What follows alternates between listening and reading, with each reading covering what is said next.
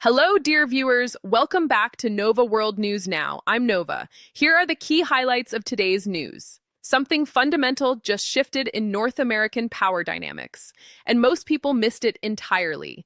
It happened quietly. No dramatic announcement, no hostile declaration. Just a series of decisions that, when connected, reveal a country systematically dismantling its dependence on a neighbor it can no longer fully trust.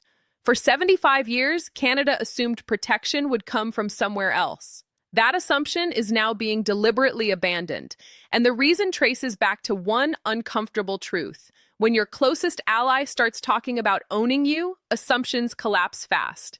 If you want analysis that goes beyond headlines, please subscribe and hit the like button. Let us know in the comments where you're watching from. Here's what actually happened.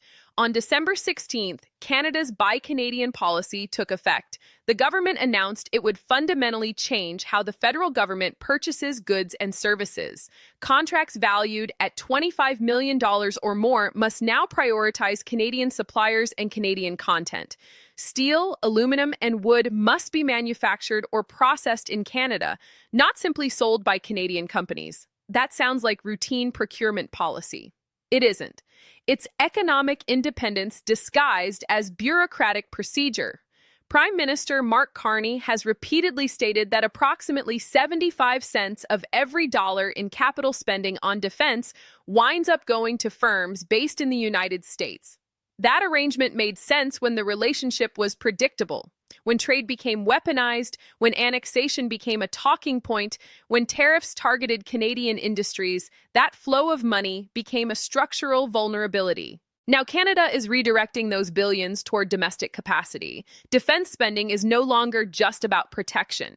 It's about sovereignty in economic form. When you build your own systems, you control your timelines. When you service your own equipment, you control readiness. And when your workforce depends on domestic capability, pressure from outside loses its bite. But the procurement shift was only the beginning. The real transformation is happening across every dimension of national defense. In June, Carney delivered what he called a hinge moment speech. He pledged Canada would reach NATO's 2% of GDP benchmark by March 2026, years ahead of the previous government's 2032 deadline.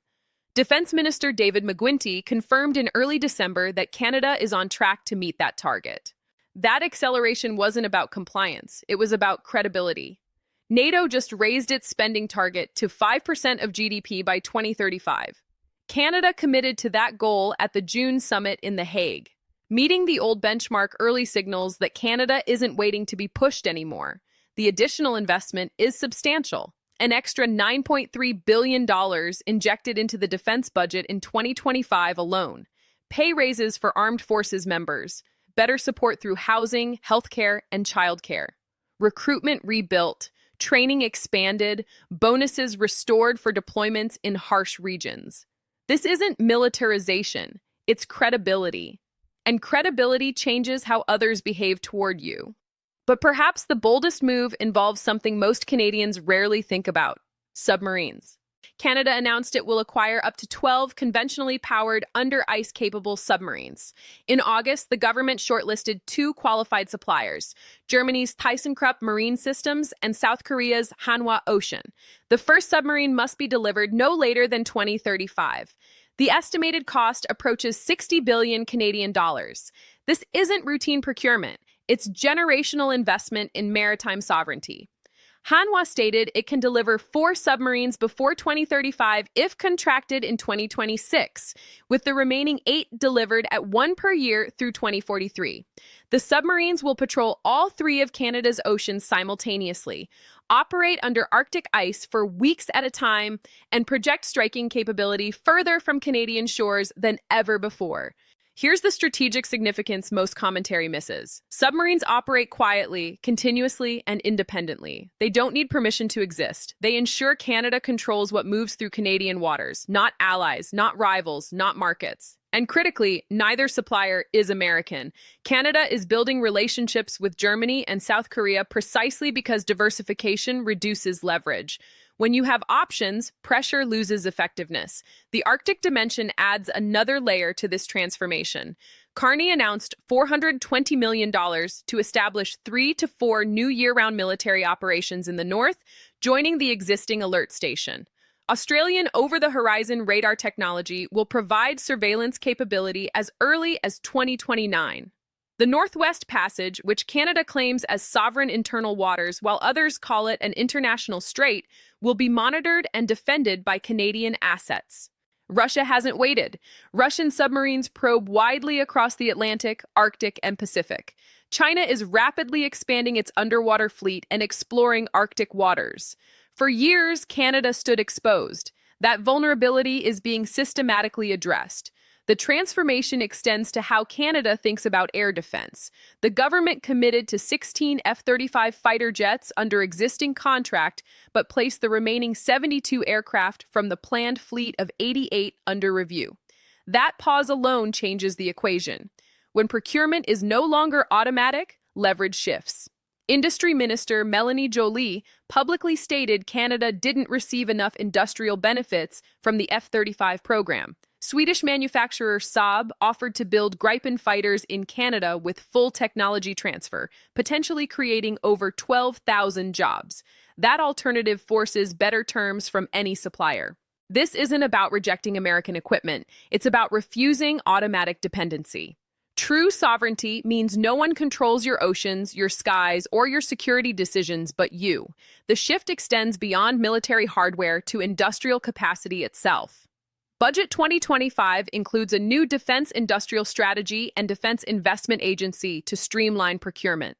The government signed a landmark security and defense partnership with the European Union in June, opening cooperation on cyber, maritime, and space security, plus joint weapons procurement.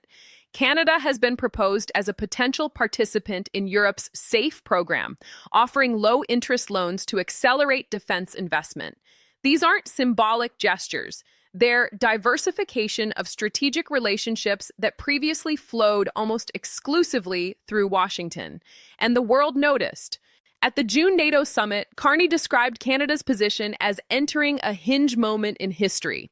He stated directly that threats from a more dangerous and divided world are unraveling the rules-based international order.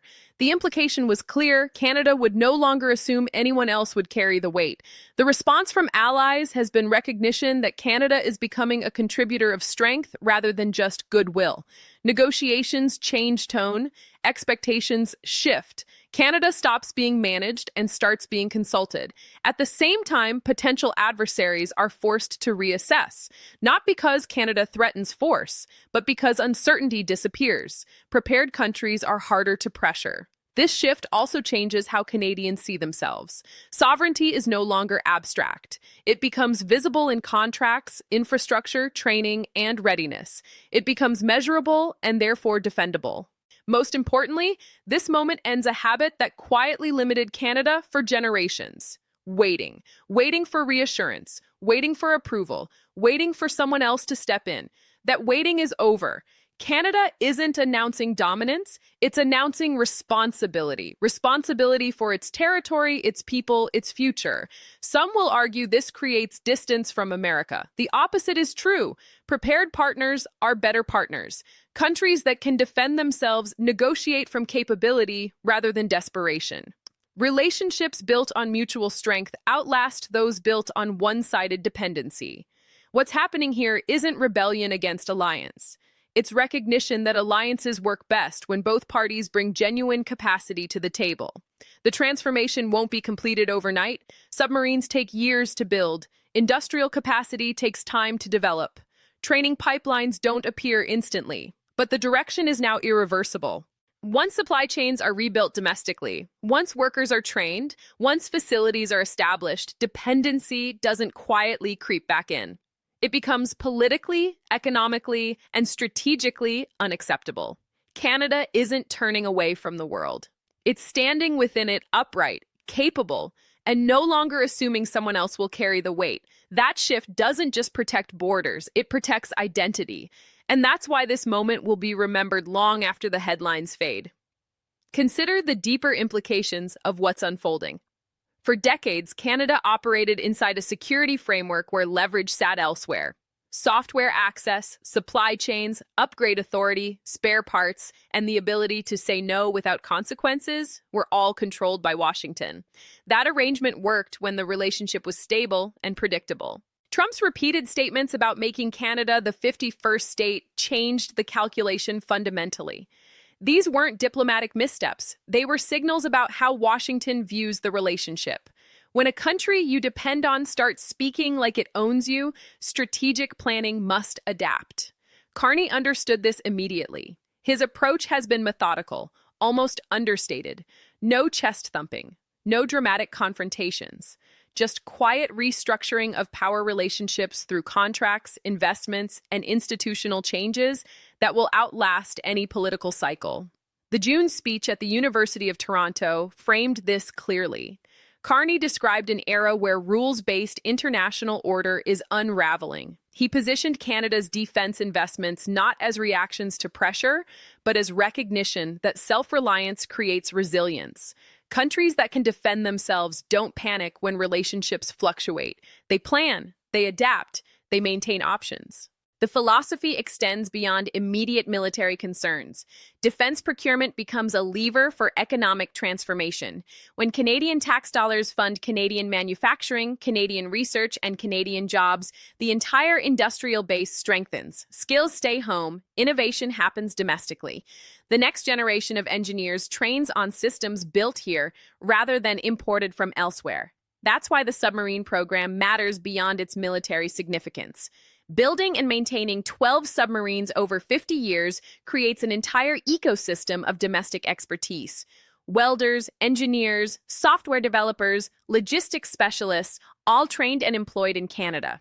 Once that infrastructure exists, it can't be turned off by politics elsewhere.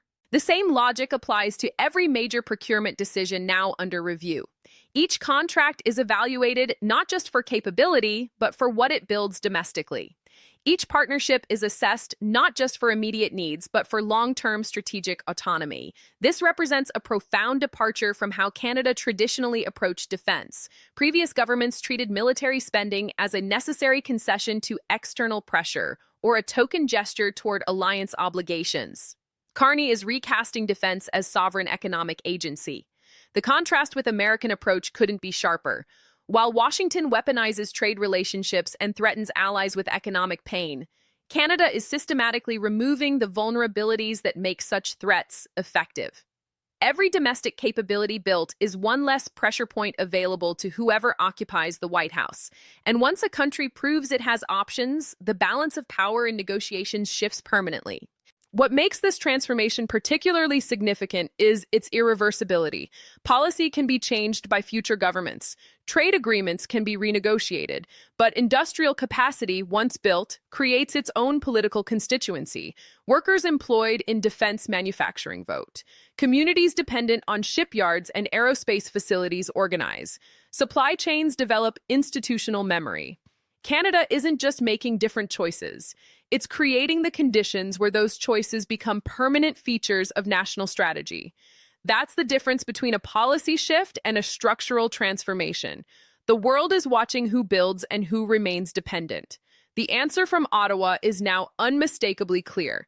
This is my personal viewpoint and perspective. Thank you for watching. If this analysis helped you understand what's really changing, please subscribe, like, and share this video. Let me know in the comments what you think about Canada's new direction.